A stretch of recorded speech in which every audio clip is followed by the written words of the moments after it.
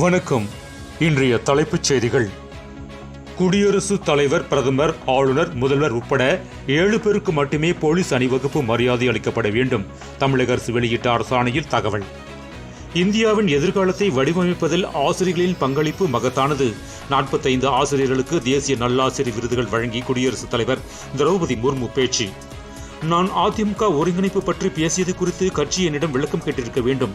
செங்கோட்டையன் எதிர்வினை. ஆன்லைன் பட்டாசு விற்பனை விளம்பரங்கள் வெளியிடுவோர் மீது நடவடிக்கை எடுக்க வேண்டும். சைபர் கிரைம் போலீசுக்கு உயர்நீதிமன்றம் உத்தரவு. பாஜக கூட்டணி ஒற்றுமை இல்லாத, தொலைநோக்கு சிந்தனை இல்லாத கூட்டணியாக உள்ளது.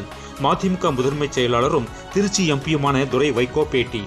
ஜெயலலிதாவின் தொண்டர்கள் ஓரணியில் இணைவது அதிமுகவுக்கு நல்லது என்ற செங்கோட்டையின் கருத்தை நான் வரவேற்கிறேன். மதுரையில் அமமுக பொதுச் செயலாளர் டிடிவி தினகரன் பேட்டி. கட்சி பொறுப்புகளில் இருந்து செங்கோட்டையன் விடுவிப்பு. எடப்பாடி பழனிசாமி அதிரடி அறிவிப்பு. தூய்மை பணியின் போது கிடைத்த தங்கச் சங்கிலியை காவல் நிலையத்தில் ஒப்படைத்த தூய்மை பணியாளருக்கு ரூபாய் 10,000 ரொக்கப்பரிசு வழங்கி பாராட்டு. ராமதாசின் எந்த கேள்விகளுக்கும் பதிலளிக்கப் போவதில்லை. அன்புமணி திட்டவட்ட அறிவிப்பு. இந்தியாவிலேயே அதிக கடன் வாங்கி சாதனை படைத்தது திமுகவின் திராவிட மாடல் அரசு. தேனியில் நடந்த பொதுக்கூட்டத்தில் எடப்பாடி பழனிசாமி பேச்சு. அமெரிக்காவுடன் வர்த்தக ஒப்பந்தங்கள் மேற்கொண்ட நாடுகளுக்கு வரி விலக்கு உத்தரவில் கையெழுத்திட்டார் ட்ரம்ப். மேலும் விரிவான செய்திகளுக்கு அரசியல் ராஜ்யம் மின் இதழை படியுங்கள். நன்றி, வணக்கம்.